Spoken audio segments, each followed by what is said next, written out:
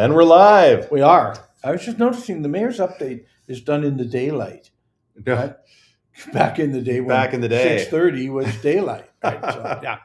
It's Yeah. dark out, just so you know. All right. Yeah. We've got a bunch of great stuff tonight. We did Mhm. the city budget last night in I one heard. night again. It's the sixth time I think this council has done a budget in one night. Mhm. Couple of little things to look at this week, but we're at about 3.8% for our Mhm. budget this week. Look, Not bad. I have the whole budget.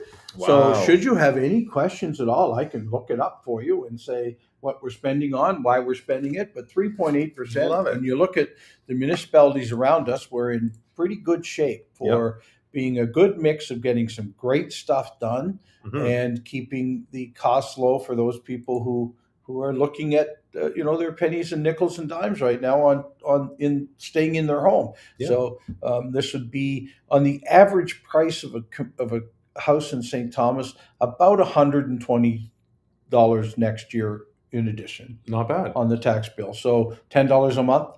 We think Mhm. that's pretty good for what we've been adding to the city of St. Thomas and all the Yeah. neat things we've been doing. So glad, council, way to go. You're incredible. We've been able to do this time and time again. And one of them said to me last night afterwards, that's maybe part of the reason why we can get this done this way is we don't have a ward system.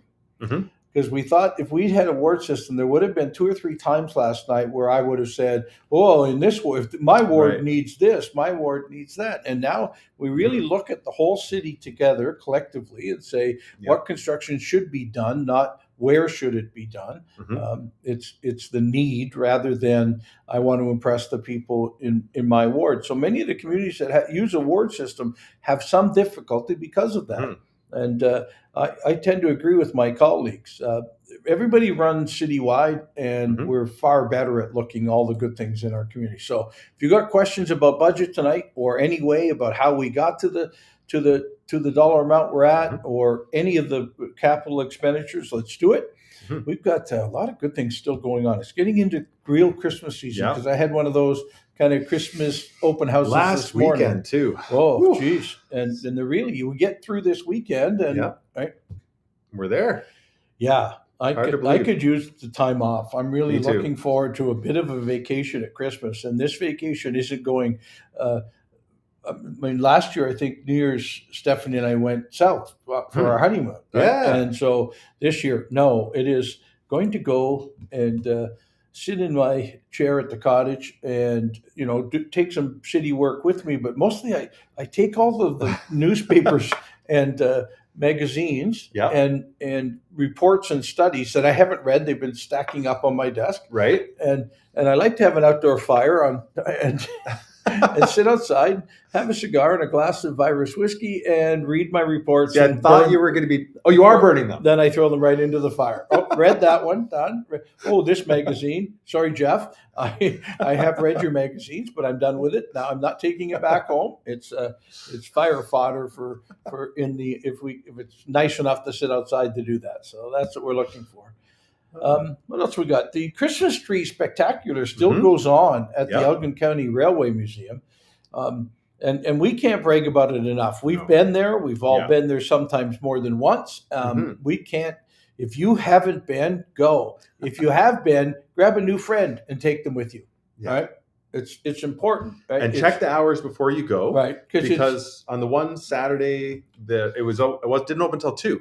So Right. I know we drove up because I hadn't checked them either, and there were some other people that had driven up. So make sure you check the hours I before you know go. it was Friday night, Saturday, and Sunday, but it's Mhm. later in the day. Yep. But it is a far better presentation after dark anyway. Yeah. There's still some light that comes in that glass building, it Yeah. seems. So it works. Horton Market last Saturday. Oh, beautiful. I was there. It was a great indoor market, Yep. and I bought a pile of stuff, but I got out of there in maybe 20 minutes. It's like I speed marketed. I got my turkey sausages from Ugama. I got the flowers from Harris Farms. Yeah. Farm. Harris Flower Farm. Right? Yeah. That we had last week. Mhm. I got a bunch of stuff from Miss Lee Glen. Yeah. Right? Oh, their stuff is so Oh, good. no, I know. Okay. I'm just getting cheese curds. No, I don't know. I bought mustard. I bought cheese, other cheese, right? Yep. And then also classic cheesecake, right? Yes. And incredible shopping last week. I was Yep. really quite pleased with it. So great. What do we? Anything yet? We've got a thank you from Beth Douglas. A thank you for working hard at keeping our property tax down, even though your costs are up. Agreed. This is a inflationary year, and so as you know, we've taken some money out of one of our reserves to keep the taxes palatable and as inexpensive as we can. But we take reserves, we keep reserves. This is the infrastructure reserve. So we took some of the money out of the infrastructure reserve to cover some of the infrastructure we're going to do, Right. which dropped that rate. And we think that's appropriate. It's what we need to do in years of plenty, right? Stack some money in there. Yep. In years when it could be a little too high for some of our homeowners or people trying to stay in their homes, then let's try and make it quite palatable. So, council, thank you very much. You all worked pretty hard at that last night. Ooh, gifts from across the road. Yes. Right? This is, if you can see, it is from Taco House. And what they suggested is that on social media, take a picture of yourself with your voucher and your free gift from Taco House. And then when you go in, you can use the 25% voucher, right? Love it. I don't know. I'm going to have to sit there and make them watch Mayor's update now. Is the only way to prove that we actually did take a picture of our voucher. And thank you, Taco House. It's been incredible. I saw you eating Taco House Saturday. I loved it. Right? Yeah. And wanted to steal everything you had, but I was going home to eat, so I was okay. But, yeah. There's a podcast with Aurora from Taco House that we just put out through the EBRC. Oh yes. I've been doing the podcast for EBRC, and it's been going well. Very well. Good. Yeah, and she's got all these ideas, and she's sharing them in terms of starting a business because her business is she's a rock star, right? And it's taken off. Before she opened, she did a incredible amount of social media to get us all there for the opening, right? Which is part of the plan, and then continues to do great social media. I think on Instagram at any one time. Oh yeah, I've got maybe 3 or 4 films from her, right? Yeah, right. And she copies me, and I send them on to others. And this is what you need to do in your business today, specifically if you can keep it local. You want to reach people who are going to walk in your doors, right? She's in downtown St. Thomas and busy a lot of the time, but keep telling your story to the people who are potential customers. Keep doing it. That's the way to do it. So I'm happy to see that she was on the podcast. She could share a lot of great ideas. And if you go to of course, Tara can too, and there's other people. Well, that's it. Tara led a great conversation, right? And it was just fantastic. So between the two of them, shared all this wonderful knowledge. Well, for anybody, I find it's Tara's a great addition to our council because she has an incredible business background, and we often talk about how there needs to be as many people as possible with business backgrounds on city council. Because we talk about things in a business sense, but almost everything we do impacts business, maybe even more than regular homeowners. Absolutely. I mean, there's a lot of businesses in town, be the industry through commercial. And so to have a knowledge of business on council really makes a difference, really helps us ask the right questions. Yep. I've got a question in from Brett Longfield. How will property taxes be affected once MPAC completes its assessment update, which hasn't been done since 2016? Well, we're not asking for it. So if it happens, then after that, it won't affect taxes in a community because MPAC simply revalues what the houses are worth. Then we apply our tax levy to that. So if the city needs, like in this case, $50 million to run the city next year, and if MPAC was to do an assessment, then it would be higher. Houses will be of a greater value than they are now, right? So then we would have a lower levy to go against that value amount on your house. So your tax bill would stay right where it is. That's the intent. Oh, okay. That's how it works, right? MPAC for years worked on keeping a valuation as current as possible. And when a house was listed and sold, well, then there's an absolute valuation. You know what that house is worth, right? So but when we do all of the MPAC assessments, it doesn't mean if the value of your house went up, your taxes are going to go up. It doesn't. No, Okay. not at all. It means we'll still need a certain amount to run our city, and how much will it need? How much tax levy will we need to make on that assessment in order to get the amount we were getting last year, right? Or, as we're doing this year, get the amount we need last year plus 3.8%. Small inflationary amount, because we're doing some great new things in our community. So that's what will happen. MPAC is a part of the process, but it does not in itself drive taxes. Very cool. It gives us another generation way of generating taxes. If we were to take advantage of it, we're trying to keep taxes low in our community, so it's not something we would do. Very good. Beth Douglas is saying, are the bike lockers like the one next to the bike library being used regularly? Are there plans for more of them? Well, that's a great question. I'll have to check the ones in Westlake Evans Park. I also bought a set of bike lockers for the Wendy's, right? Because we had a couple of staff's bicycles stolen from work, and they're used regularly, and they're the safest way. And I haven't heard a thing of a complaint from them, but I would assume that the bike lockers there are being used regularly at the library. But I'll ask that question. I think you have to go into the library to get the keys for it, to lock it up. There might be an online system you can use. Oh, maybe it is, because I know that it can be done also with a code, much like a parking code, like honk or one of those, right? So because I know somebody in our community who uses them regularly and very loves secure, very secure. Yeah, right? And I think they were saying they use a phone code, right? And then that's how they get that's great too. But I could be wrong, but I think that's anyway. Regardless, they use them, they love them, they want more of them around the city. Right, perfect. We'll do it. Yeah. Adam Montgomery says, you're Canadian when you got your toque on, eh? Yeah. This is the Chamber Fa La La La local toque. Oh, excellent. Good job. It's been in established media toque for the last little while. Yeah. Well, but I see that you're doing the whole city now as a local thing. You have to represent, share the wealth of the media coverage. Well, making sure people shop local is not a bad thing, which is why we talk about places like Taco House or Harris Flowers or the market, right? Oh, all the things. And don't forget, even some of our local restaurants are local. Yeah, but I gave my toque away, actually. Oh, I saw your established media in a post. What was it? Who did you give? Vicky Axford, actually. She came to visit from Newfoundland. Yes. And she needs a toque if she's living in Newfoundland, right? And I knew she was home for a few days last week, and I didn't get to say hi, but I did say hi through other people. Yeah. You gave her your established media. She said she was going to rep established media in Newfoundland, and I said, perfect. And it's so good to see. It's been so many years. She wants to wear her established media toque.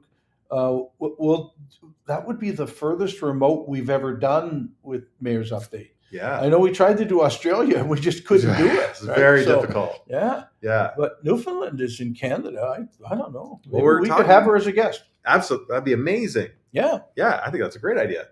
I'm game. Yeah.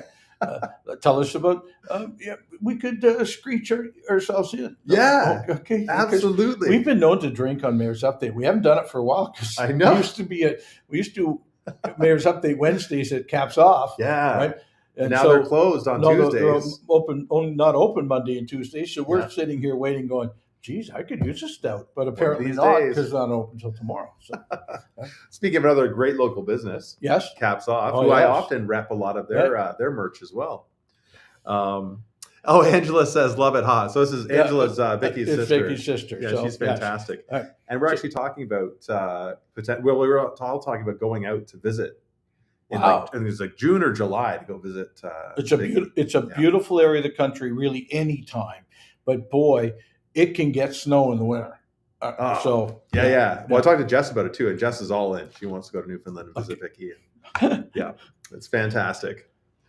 Brett Longfield saying, when and how will council make its decision regarding awarding the contract for the new water reclamation facility? I think we've awarded the design contract for it. I think oftentimes because it's a specialized thing that we'll see what RFP has to be done, what we're required to do. Look, we're going as fast as we can to get that thing open. So it will happen very quickly. The design is done. It may go to the same people or it will go to someone else. But as soon as we get approval for one level, we move on. We want to get the water, basically the wastewater treatment plant up and running. Yep. Our compensation deal with Central Elgin and our own requires a great amount of wastewater ability. So Yep. let's get it done. All right. I wish I could give you a date, Brett, but I haven't had any conversation about it this week. So. Yeah, and we have the Hendel's Messiah coming up. Yes, This is, look, they sent us a flyer. I love Look it. at people who make it easy for the mayor This on is Mayor's the Update. best way. Yeah. Send flyers a to the flyer. mayor. Well, you send a flyer to Melissa. To Melissa. In my office, and she puts it here at the table knowing we're doing Mayor's Update tonight. This is Hendel's Messiah, Choral Connection. There's some fantastic singers that are part of this. This is purchase tickets online at www.choralconnection.ca or contact Heather at 519-633-7288. This is happening on the 21st of December at 7:30 p.m. at the Knox Presbyterian Church. No. So it's Handel's Messiah with an orchestra and guest soloists, and Hugh Van Pelt is the conductor. You want Christmas music in a classical way, go get to this, the 21st. And we'll leave it here, and maybe we'll talk about it again next week because we have another Mayor's Update before that actually takes place. We sure do. And speaking of performances, the Princess Ave Playhouse and the Elgin Theatre Guild, check out what they're doing. They have a bunch of different performances on. Yes. If you go to their Facebook page or their website, you can see all that. And the Princess Ave Playhouse, if you haven't been there, you have to go. It's an incredible building. Right. And go when there's an amazing great show acoustics going on. In there. Oh, the go for anything. there. I know that that there's youth theater that happens there. There's improvisation theater that happens there. It's a fun place to go. So it's another gem in our community that not everybody gets to, and it's not huge. So when a show catches your fancy, get tickets early because it will sell out. The place gets full pretty quick. So. I've got a question on what is the current status of timelines regarding development of Yarmouth Yards and its associated infrastructure? Well, the infrastructure is almost done. Watch the Beehive. I mean, if you want to be caught up on it, the mayor gets most of his information from the Beehive, right?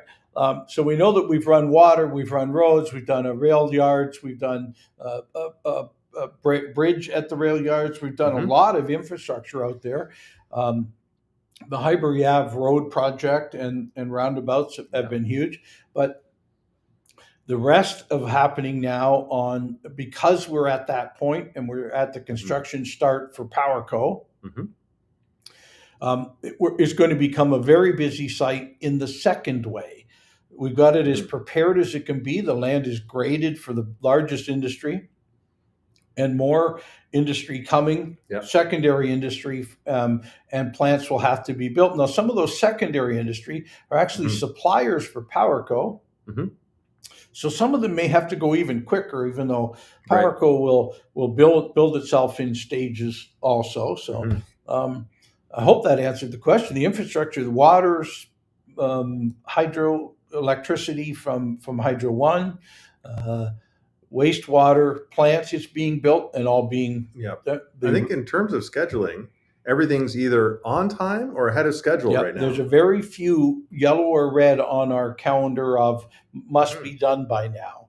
And some of it's now starting to be, a road that has to be finished, but we can't finish it till we put water under it or something to that effect. So mostly it's the team of industrial development and incredible. And has just been just over the top efficient on planning and making sure this stuff gets done. And if if we stay with weather like this, we don't get into a deep winter yet, we can still get lots more done. Yeah. Right. So perfect. Angela DeVries is saying vendor registration is open now for the 2025 home show. Spots are moving quickly. And again, the home show, thousands of people come out. So if you have a business and you want to rep it, it's a fantastic place to be. It's a great place to be. And trust me, I love going there because I like to talk. Yeah. And so I do from Friday night, all day Saturday and all day Sunday at the home show as the mayor, and other councilors come and do it with me. But even if you're thinking of doing it for your business, you can do it. You'll need to take Monday off, okay? But you can go do the whole weekend and meet so many great customers. The home builders need your help in running this home show in our town. And Angela does a great job of making sure this happens each year. And it is a crowded place for us to meet And the DDB has its booth already on the corner spot, so we got that again. So thank you, Angela, for that. You know someone. This is no. Yeah. Well, I think we've been going every year for so many years now. Right. So it's we got our corner booth, and it's just fantastic. And last year, Old School Pizza gave out pizza for free. Yes. For their hour block. Right. And if you're a downtown business and you're watching this, and you want to be connected with the Downtown Development Board, right, you get a free spot at our booth for an hour or two. Yeah. No, we have lots of great businesses downtown, but I could use an hour of Taco House down there while 100%. I'm there working. Yeah. Perfect. It's always good to get the word out there. Yes. Dale Cummings is saying, why wasn't any bus stops around town and crosswalks around town not plowed or cleaned up in the last snow? Many seniors use these to get around. Well, that's incorrect. I live right near a couple of bus stops that were easily done, and crosswalks. What would you clear in a crosswalk? Yeah, it's the road. The crosswalk is the road. Right. So maybe the curb. Entrance. Yeah, the curb. And we have certainly, if you want to go on our website, we have a great what gets done first, second, third, fourth, fifth, and sixth in a storm, including when sidewalks are done, when are trails done.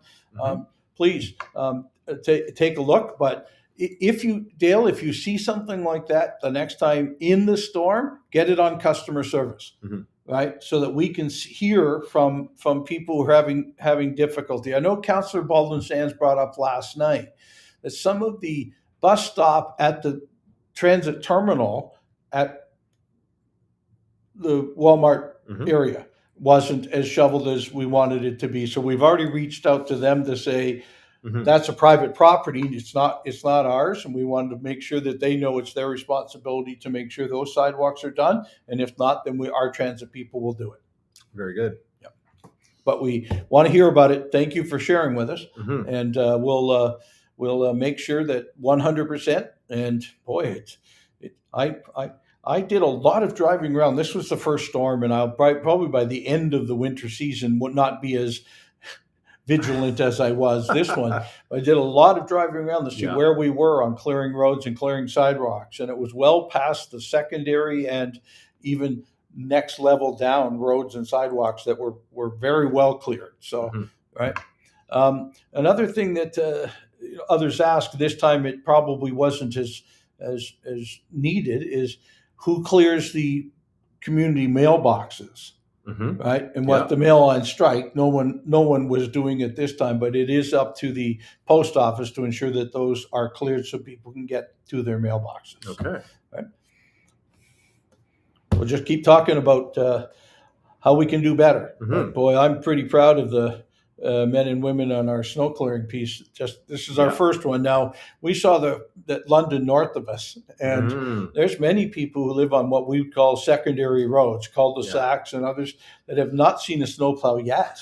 It's pretty still deep up there. I know one of our employees was showing me today on his phone how deep it was at the end of his street. Now, his driveway looked very well shoveled. Yeah. So he'd gone out and done a great job.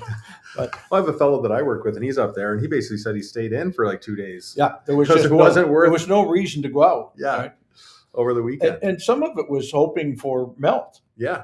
Right. Now, we saw melt here, but they didn't in North London didn't necessarily get to the temperature or rain base where there was melt. But sometimes we do hope that nature will take care of itself over the number of days we have to get our plowing all done. So.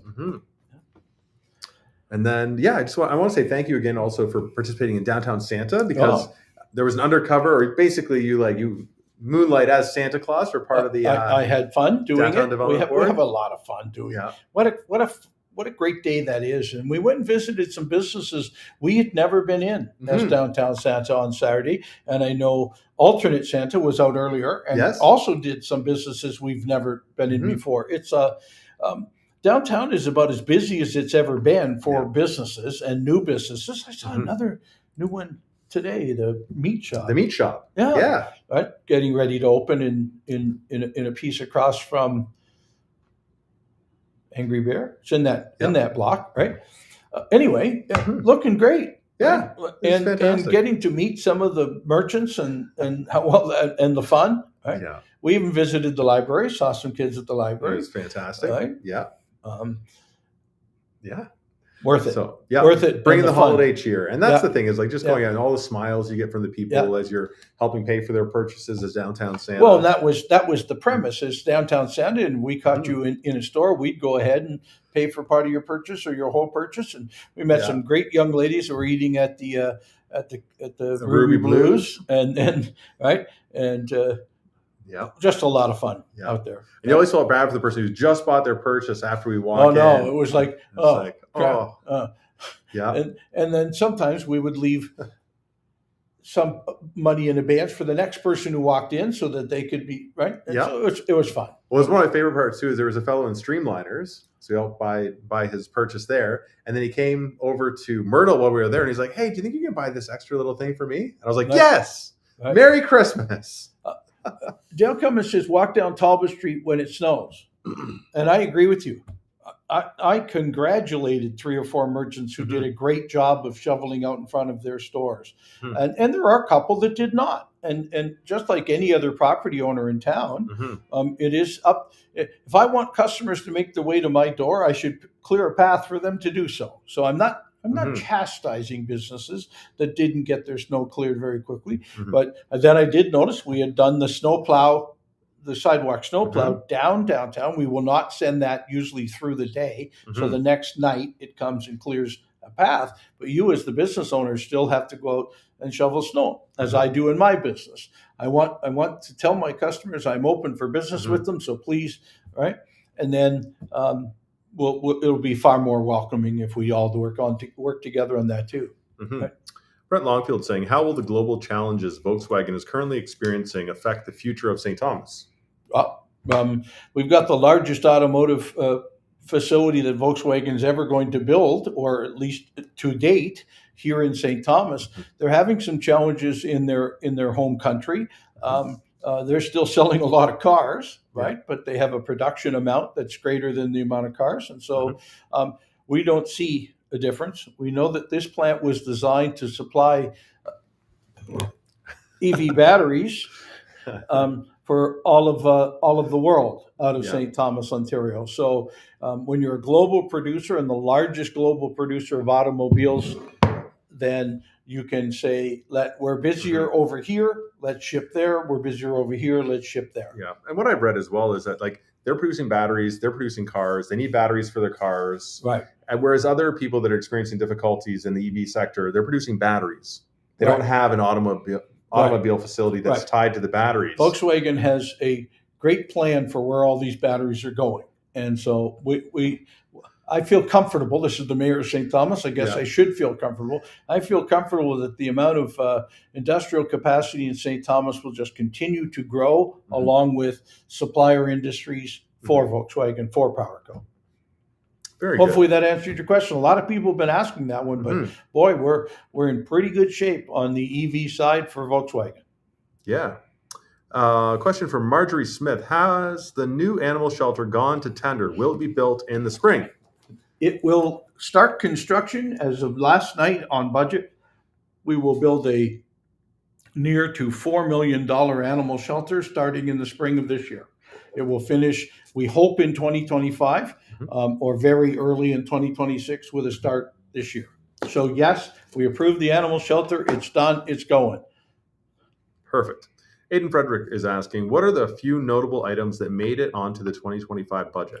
Well, there's some. The animal shelter would be the one I'm most proud of. It's taken us a few years to get to this point, so that will happen in the 2025 budget. There's some other construction pieces. There's a brand new fire truck that we have to pay. Won't come to us for 2 years, but we start on the capital expenditure of it. New radios for the fire department.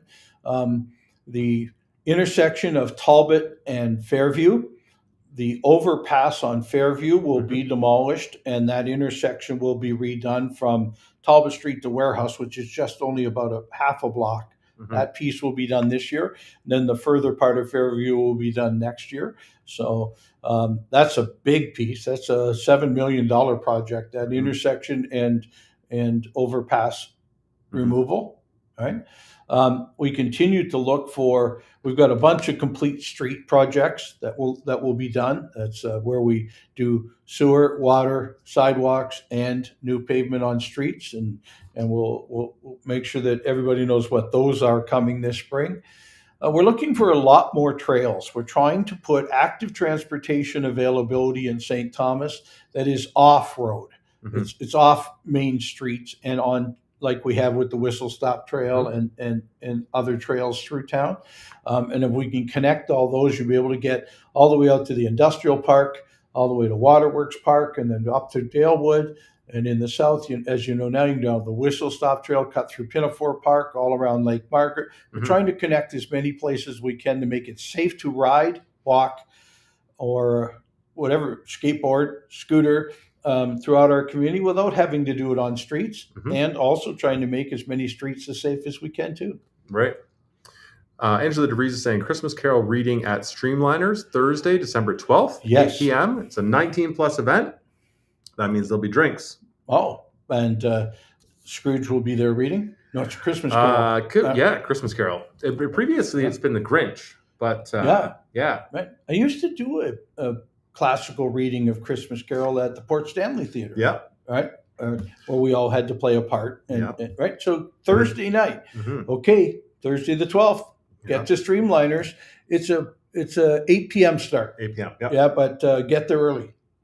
Very good. All right. Well, it looks like we're over time. Oh, are we? But it's been a great update. Lots of great questions. Thanks for all the participation there, folks. Any more information you want about the budget, leave it on here and we'll answer it for next week. You betcha. All right. Thanks. Take care, everybody. We'll see you next